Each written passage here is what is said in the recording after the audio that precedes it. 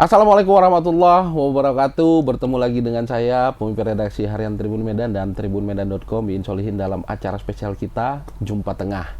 Jumpa Tengah adalah acara spesial yang kami hadirkan, menghadirkan narasumber-narasumber yang sangat istimewa. Hari ini Jumpa Tengah edisi spesial karena saya kedatangan tamu di Studio 1 Tribun Medan. Beliau adalah Bang Rahutman Harahap atau Bang RH. Bang Rahutman, sehat hari ini? Alhamdulillah. Alhamdulillah. Kalau saya lihat tambah oke. Terakhir kita jumpa akhir tahun lalu ya, Bang? Kayaknya akhir tahun lalu. Hampir sama. Waktu itu Abang masih pakai baju bebas. Iya. Tapi hari ini Bang Rahutman datang ke Studio Tribun sudah pakai baju dinas. Baju dinas. Baju dinas. Partai. Nasdem. Nasional Demokrat. Ya. Terakhir saya berbincang dengan beliau, Bang Rahutman belum menentukan sikapnya untuk berlabuh ke partai mana. Ya. Memang ada kata kunci waktu itu, Bang Rahutman bilang kepada saya, ada beberapa partai lah yang menarik bagi Bang Rahutman secara ideologi mungkin. Ya. Tapi hari ini kita saksikan Bang Rahutman sudah menggunakan pakaian dari Nasdem. Ya. Nah, Jumpa Tengah edisi ini kita akan bahas dengan tema amunisi Bang Rahutman Harahap menuju kursi di Senayan. Yes. Setuju. Bang Rahutman. Ya. Jumpa kemarin Bang Rahutman belum menetapkan diri untuk menjadi kader partai. Ya. Dan saat itu Bang Rahutman masih kosong ya. Masih kosong saat itu. Lalu menetapkan bahwa Nasdem akan menjadi perahu bagi Bang Rahutman untuk berpolitik. Ya. Kenapa Bang menentukan sikap kemudian memilih Partai Nasdem?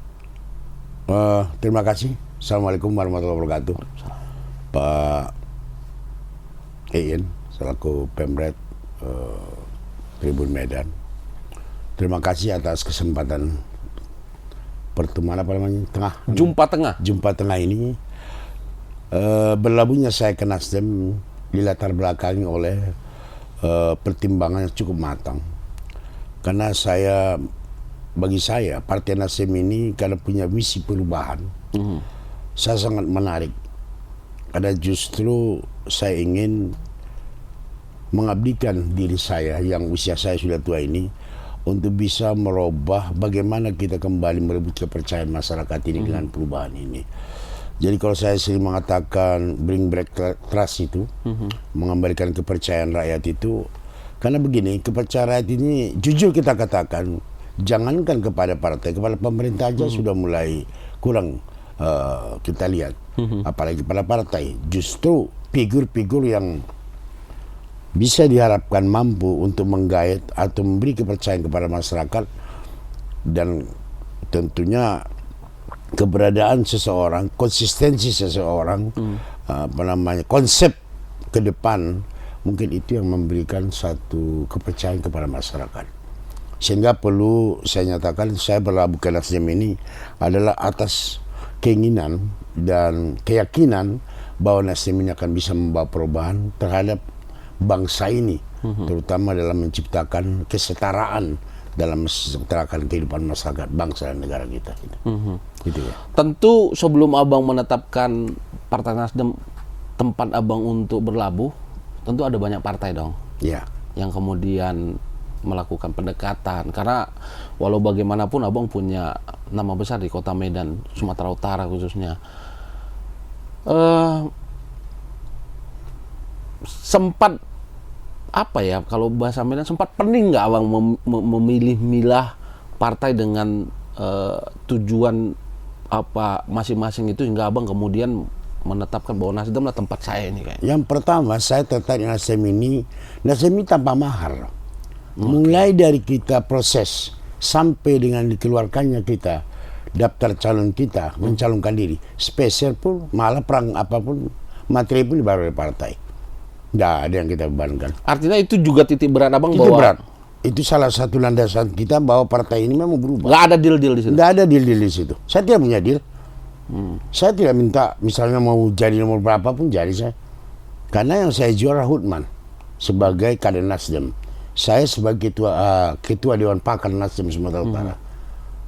Dewan Pakar Nasdem yang memberikan saran pendapat kepada Nasdem bagaimana Nasdem di Sumatera Utara supaya bisa dicintai oleh rakyat dan masyarakat di Sumatera Utara, khususnya tentunya di wilayah saya di Sumut 1, Medan, di Serdang, Sergei Dan Nasdem mempercayakan Abang untuk maju di Sumut 1. Ya, Ketua Umum mempercayakan saya untuk calon dari Sumut 1 untuk merebut suara bersama-sama partai-partai lain. Mari kita berlomba-lomba dengan sehat, tidak saling bergesekan. Mari memberikan keyakinan ke masyarakat, karena masyarakat ini perlu diberikan kepercayaan sehingga mereka percaya memilih. Jangan karena kita perlu baru dengar masyarakat, kita bangun apa yang sudah kita buat baru kita ngomong gitu loh. Saya juga tidak ada pada yang saya janjikan ke masyarakat, tapi saya ingin mengabdikan saya untuk kepentingan masyarakat, khususnya Sumatera Utara ini. Itu aja. Dapil 1 Dapil itu 1 Sumut. Deli Serdang, Medan, Sergei, Sergei, Tebing Tinggi. Tebing Tinggi. Ya. Ini Dapil 1 ini kalau sepak bola Liga Champion ini, Bang. Ada banyak tokoh besar yang kemudian akan bertempur di Dapil 1, tapi tadi saya kunci pernyataan Abang, ayo kita berkompetisi. Ya. Dengan cara yang sehat. Ya itu. Nggak ada yang luar biasa. Biasa aja semua calon itu. Kan tujuannya semua ke Senayan. Ya udah biasa aja. Kita harus mengevaluasi diri masing-masing. Apa yang sudah kita buat untuk rakyat ini. Ya. Itu yang kemudian menentukan rakyat pilih sampean atau tidak. Ya. Jangan kita, maksudnya apa yang sudah kita buat kepada rakyat ini. Sehingga kita mau meminta simpati masyarakat. Bagaimana masyarakat. Tolong kita hindarkan masalah politik transaksional itu, tolong diabaikan. Boleh-boleh saja itu ada terjadi, tetapi kita berprinsip, mari kita berikan satu pemahaman kepada masyarakat bahwa akan ada perubahan jika Nasdem akan membawa jika menang di pemilu yang akan datang. Tentu politik transaksi itu dimulai dengan hal yang paling mendasar, yang tadi, Bang. Ya. Menetapkan orang untuk menjadi caleg. Iya. Kita enggak. Dan Nasdem konsekuen dengan tanpa mahar itu. Tanpa mahar. Seandainya saya nomor 10 pun nggak keberatan saya. Karena saya yang dipilih orang bukan soal nomor, soal orang. Ya, mari kita bangun kepercayaan itu kepada masyarakat, sehingga masyarakat yang memberikan amanah kepada kita. Nah, bukan soal siapa kita, mau kedua periode kita, incumbent kita, bukan itu soalnya. Ya kan begitu? Ya itu. Jadi kalau ada hal-hal yang kadang-kadang masyarakat bilang si Rahutman itu kan bekas ini, ya nyatanya saya bisa kok. Ya, yang penting kita buat yang terbaik untuk masyarakat. Tidak boleh berburuk sangka kita. Mari kita baik bekerja. Mari kita bangun partai ini. Nasdem selalu mempunyai moto Sumut juara. Ya. Bang, tentu ada kepercayaan besar yang diberikan Nasdem ke Abang tentu. Baik secara pribadi Abang maupun para pendukung Abang. Mungkin ada catatan, Bang, mungkin dari Pak Ketua Pak Surya Paloh kepada Abang. Mungkin pasti. ada beberapa kali pertemuan kan dengan beliau. Apa catatan penting beliau yang itu menjadi beban yang harus Abang jalankan di Sumatera Utara kita ini? Harus keluarkan semua kekuatan kita. Kita selama ini kan nilai-nilai kekuatan kita, nilai positif kita kan belum kita keluarkan. Kita harapkan semua kader bekerja sama, terus menggalang dukungan dari masyarakat. Terutama kita kan satu partai yang mengusung calon presiden Anies Baswedan. Ini harus kita menangkan di Sumatera Utara. Saya sudah punya target bahwa 65% Anies akan menang di Sumatera Utara. Di Sumatera Utara? Ya, saya jamin. Saya pernah wawancara tentang hal itu khusus. Itulah tugas kita. Tentunya harapan saya dukungan dari semua lapisan masyarakat bahwa memang apa yang menjadi pilihan Nasdem mencalonkan Anies sebagai presiden adalah pilihan yang terbaik. Tidak akan saya lakukan. Apapun yang terjadi itu akan tetap kita dukung dan kita akan berjuang habis-habisan untuk itu. Gitu. Tentu dengan cara yang satria tadi ya, Bang. Satria. Ya, dengan tanpa adanya gesekan-gesekan, menjelek-jelekan yang lain, jangan. Mari kita bangun. Jangankan dengan partai lain, kita juga di dalam partai kita juga harus kita bangun kebersamaan dan kekompakan itu. Bang Rotman, Dapil 1 ada 4 kabupaten di situ, dan itu adalah kabupaten besar dengan kabupaten kota yang besar lah. Iya, betul. Di Sumatera Utara. Benar. Tentu Bang Rahutman sudah punya program apa sih? Lalu yang mendesak yang harus abang perjuangkan untuk masyarakat di 4 wilayah kabupaten kota ini, Bang. Tentu abang sudah melihat lebih jauh. Apa sih yang dibutuhkan masyarakat, misalnya di Deli Serdang, di perlu Tebing, lalu kita lakukan pemetaan. Saya sudah turun dari 4 kabupaten ini, 3 kabupaten, 2 kabupaten, 2 kota, Medan. Kita sudah membuat pemetaan. Hal-hal apa yang sekiranya kita diberi kepercayaan harus kita lakukan. Tidak boleh kita belum janji-janji. Kalau saya tidak akan pernah berkata itu. Dulu pun saya jadi wali kota tidak pernah saya berjanji. Yang konsep saya adalah mari kita jadikan Medan hari ini baik dari kemarin sudah bicara. Hanya itu janji saya. Saya bekerja dan ini pun seperti itu. Jadi kita petakan masyarakat nelayan apa sih sekarang masalahnya, petani, UKM, dan sebagainya. Ini harus kita muat pemetaannya. Supaya itulah nanti langkah-langkah kita ke depan apa yang harus kita lakukan. Saya kira itu. Ya, tadi ada masyarakat nelayan, ada petani, ada UMKM. Itu yang bagi itu yang bagi Bang Rahutman yang memang harus kita siapkan. Karena untuk kita begini. Kita ini bangsa ini ke depan kita ingin berkeadilan. Berkeadilan itu setara dia. Jadi kalau dia misalnya buruh, dia harus mempunyai kesetaraan dong. Kalau dia pedagang, mempunyai kesetaraan loh. Keadilan itu kan kesetaraannya itu yang harus kita capai. Itu perlu kita wujudkan.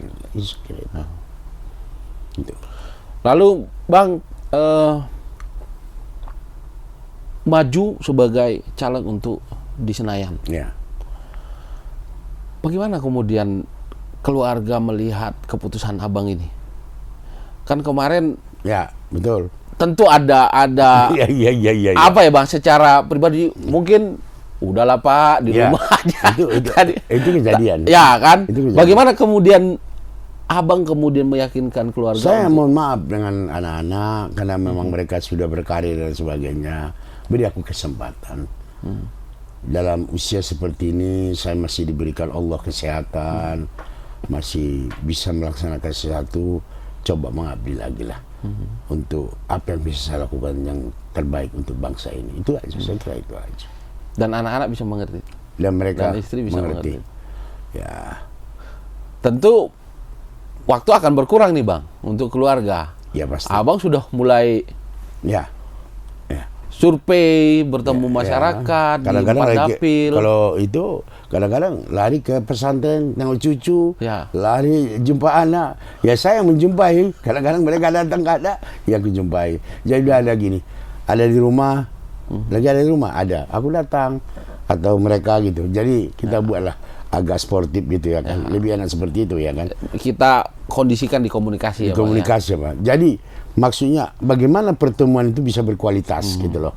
Tidak harus seringnya, tapi sekali-sekali kita ketemu berkualitas bersama-sama gitu saya kira. Saya gitu. Bang Rahutman, kita tentu di apa namanya menuju ke Senayan ini kan perlu effort yang lebih besar, Bang. Iya. Karena ada 4 daerah, 2 kota dan 2 kabupaten yang abang harus jalani itu untuk kemudian mendapatkan dukungan suara dari masyarakat di situ. Lalu di partai sendiri Bang, tentu kan ada proses tahapan-tahapan nih. Kan kita menuju ke daftar calon tetap. Ini kan DCS sudah, baru ke calon tetap. Di dalam perjalanan itu ada hambatan nggak Bang yang abang? Sampai detik ini nggak ada. Sampai daftar calon sementara, saya udah ditandatangani Pak Surya sama Sekjen bahwa saya calon nomor 4 Nasdem. Calon nomor 4 Sumut 1. Luar biasa itu. Jadi nggak ada masalah deh. Kalau soal nomor nggak ada masalah. Soalnya itu udah harus saya disosialisasikan bahwa Rahutman Harhab calon nomor 4. itu udah ditandatangani, udah resmi itu. Tentu jangan kita pikir nomor satu. Kalau tertutup ya takut. Kalau terbuka kan takut. Ya. Kan yang dipilih orang, ya. Karena Mari terbuka berlomba-lomba mengambil sifat. sosok ini yang orang Sosok ini. akan Silakan aja kita berjuang, masing-masing beri kesempatan. Ya. Kan banyak calon hebat di Sumatera Utara, ada Abdillah, ada Ahyan, mantan wali kota loh semua itu. Ada Yasona Rahuli, ada Sopyan Tan, ada Mutia Hafiz segala macam. Silakan kita bersaing sehat. sumut satu. Semua satu main kita. Mudah-mudahan akan lebih baik, ya kan? Ya. Nah, itu dia. Saya kira itu deh. Kalau bagi saya persaingan itu biasa, sama dengan dulu untuk jadi wali kota 10 calon, insya Allah kalau Allah mengizinkan kita bisa. Kita terpilih. Ya. Ya ini pun seperti juga harus ada persaingan. Kalau ada yang main malam kita main siang, ada orang main lingkungan main gang kita, ya kan begitu. Kompetisinya yang sehat seperti itu Sehat, ya, Bang. gitu loh. Pokoknya kalau kita di mall ketemu mama itu nggak bergeser loh. Ibu-ibu itu baik-baik, ada mereka kita satu, kita ada ketangi. Yang penting kita komunikasi bangun dengan baik. Ya. Mungkin bagaimana dengan tim ini, silakan aja ada punya tim. Saya tim sendiri saja. Yang penting saya bangun hubungan saya baik dengan semua lapisan, itu aja yang penting. Baik. Tadi ada PR besar ini, Bang. Apa itu? Yang tadi sempat Abang singgung bahwa ada tugas berat yang diberikan oleh ketua Ya. Pak Surya Paloh, Ya. yakni mendukung Anies Baswedan. Yes. Dengan kondisi politik hari ini, Bang ya. Ya. Kondisi politik hari ini. Seberapa yakin Abang bahwa di Sumatera Utara ini ya Anies bisa menang? Saya yakin Anies pasti calon presiden. Ya. Dan yakin saya Sumatera Utara akan meraih 65% minimal.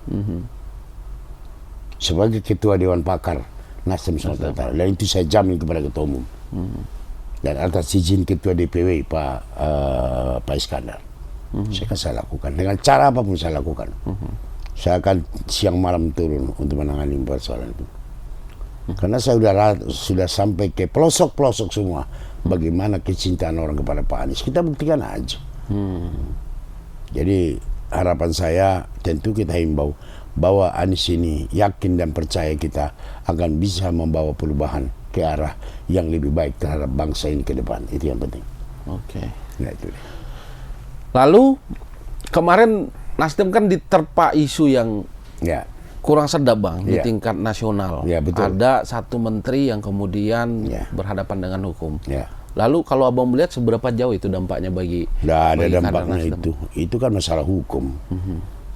Cuma masalah hukum. Yang penting kita tetap konsis mendukung Anies Baswedan. Apapun itu.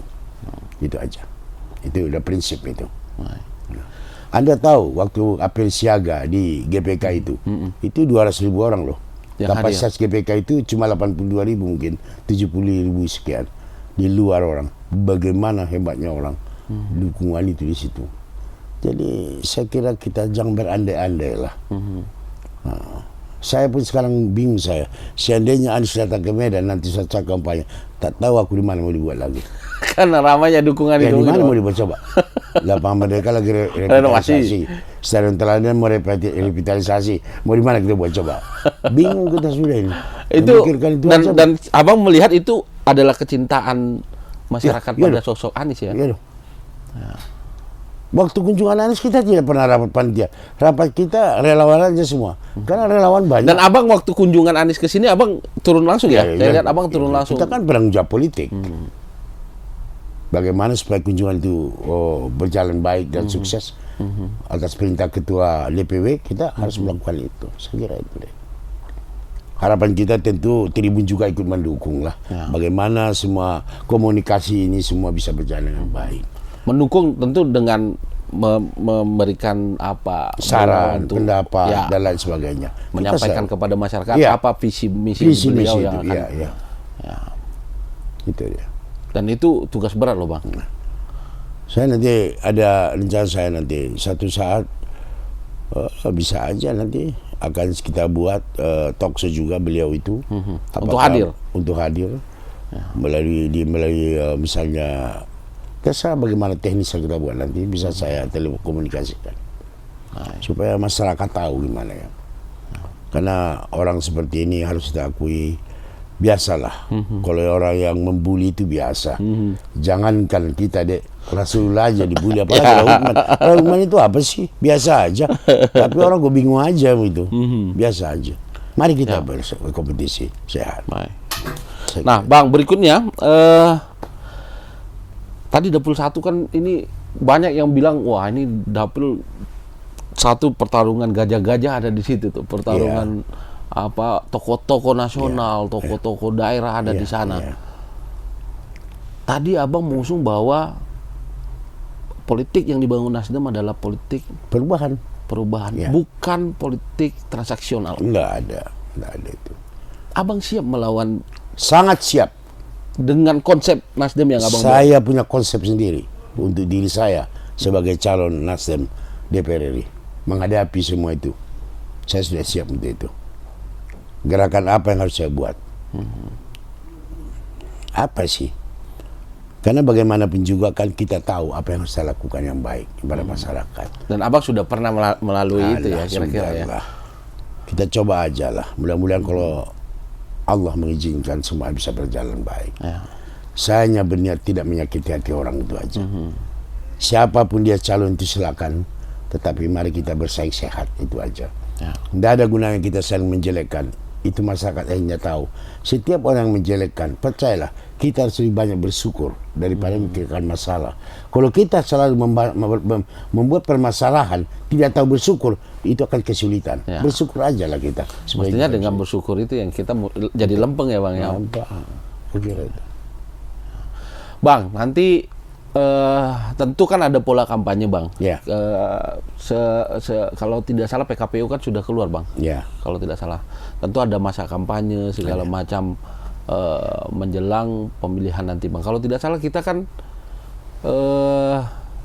di November ya Bang. November ya. Untuk pemilihan kita ya. Februari. Februari. 14 Februari. Mulai kampanyenya di November. Oktober, November ya. Oktober. Nah, Bang, ini kan tentu Abang sebelum itu kan sudah melakukan pertemuan dengan teman-teman, dengan masyarakat di 4 kabupaten, 2 kota dan 2 kabupaten itu. Ada nggak Bang titipan aspirasi, titipan yang mendesak untuk dilakukan di wilayah Dapil 1 ini? Ada, banyak. Apa yang menurut Abang yang paling urgent untuk kemudian segera ditindaklanjuti? Saya kira masalah ekonomi ya, masalah ekonomi terutama masalah nelayan ya, petani kita di daerah-daerah pinggiran dan sebagainya. Yang kedua masalah kebutuhan lah, kebutuhan masyarakat. Kemudian masalah pedagang, usaha, UMKM. Kita sebenarnya konsep UKM itu kayak mana sih sudah sekarang? Kita bicara UKM, udah bagaimana UKM kita sudah? Sudah adakah kita buat bagaimana meningkatkan kualitas UKM itu di kecamatan-kecamatan di bangun daerah? Kan berapa banyak biaya untuk keluarkannya?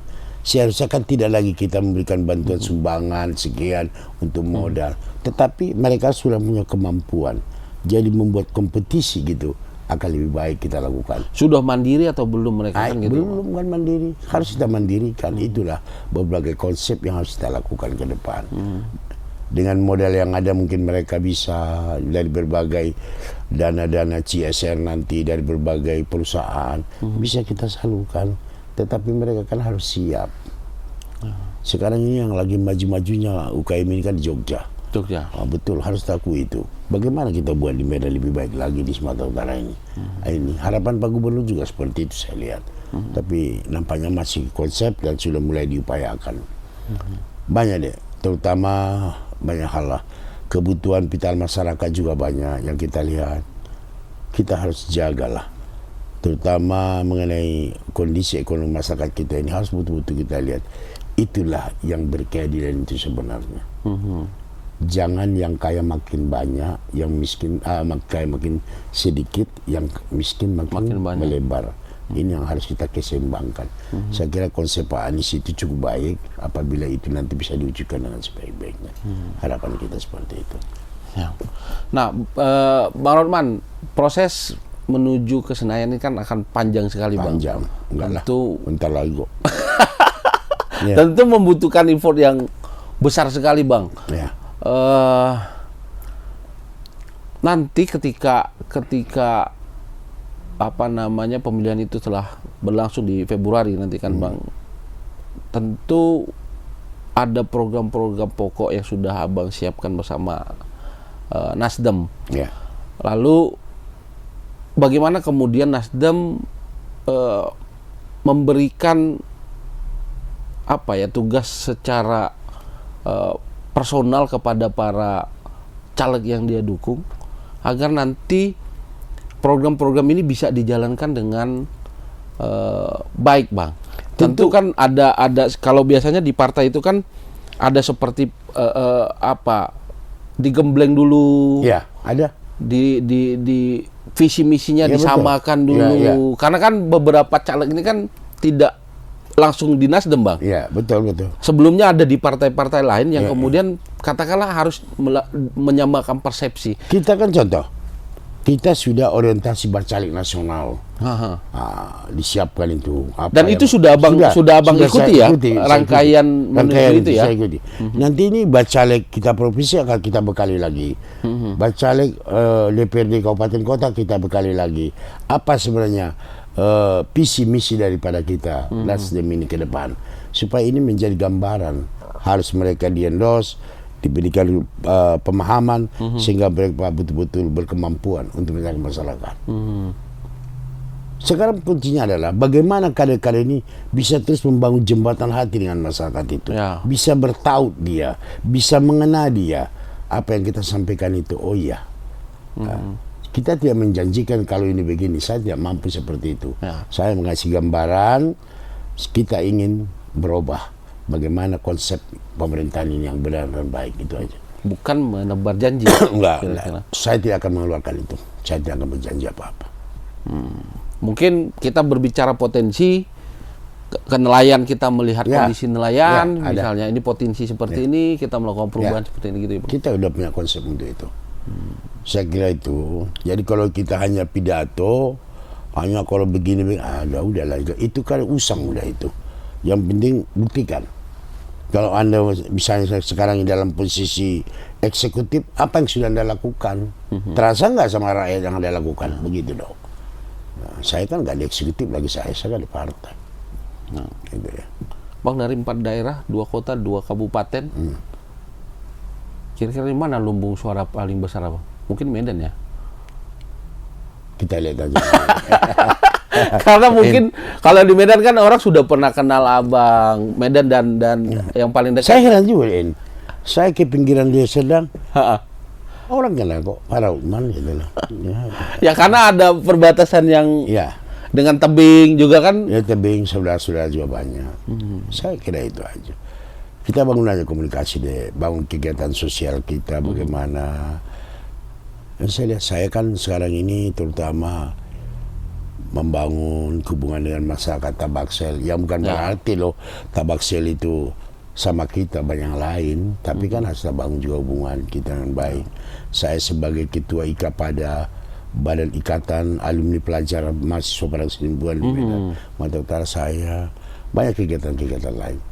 Tetapi saya menganggap itu adalah bagian daripada kegiatan sosial.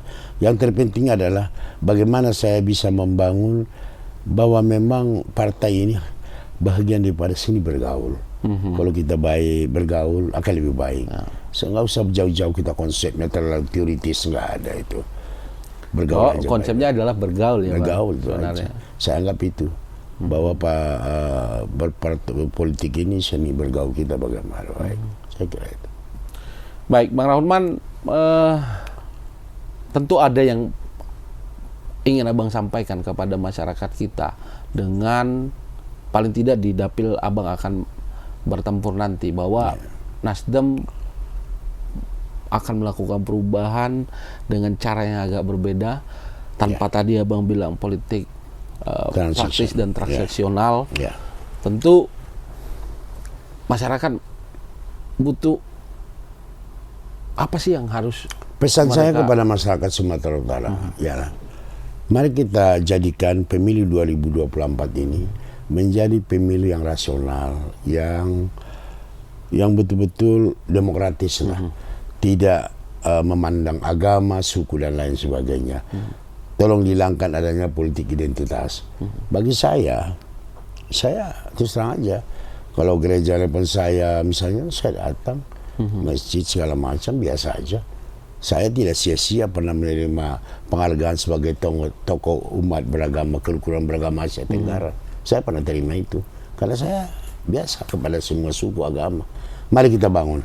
Yang penting saya harapkan bahwa pemilu ini harus semakin membangun kebersamaan di antara kita, tidak membuat perpecahan. Saya kira itu harapan saya. Dan kepada tokoh-tokoh partai politik yang ingin maju, mari kita bangun kebersamaan itu. Tidak punya ada target-targetan si anu mau kita hambat, tidak usah dihambat. Kalau Allah udah menentukan jari, nggak ada yang bisa menghambat. Tidak ada itu, tidak usah. Biasa aja.